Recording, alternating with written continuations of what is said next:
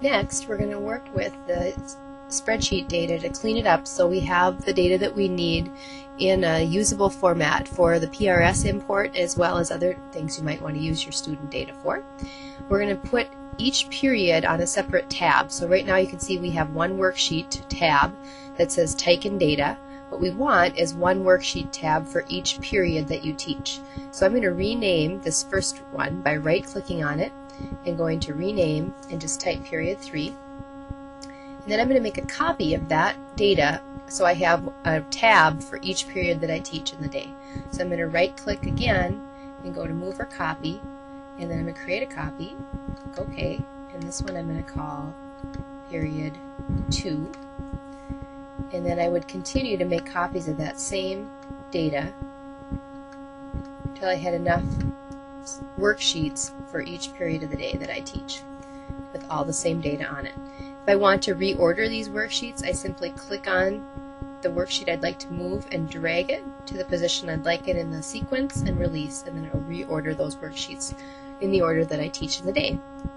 Now I'm going to go back to each worksheet and clear out the data that doesn't apply. So for instance, here I have period 2 and 3 students listed.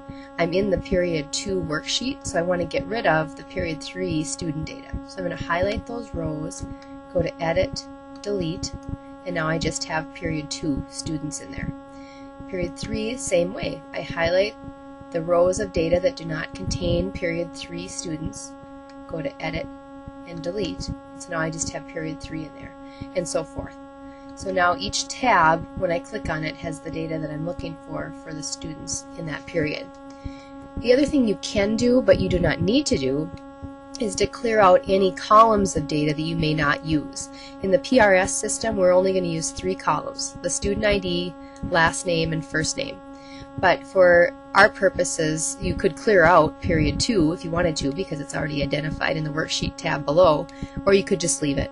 If you choose to clear out any columns of data that you wouldn't be using, you just highlight the whole column by clicking on the letter above the column, and again go to Edit, Delete to remove that information.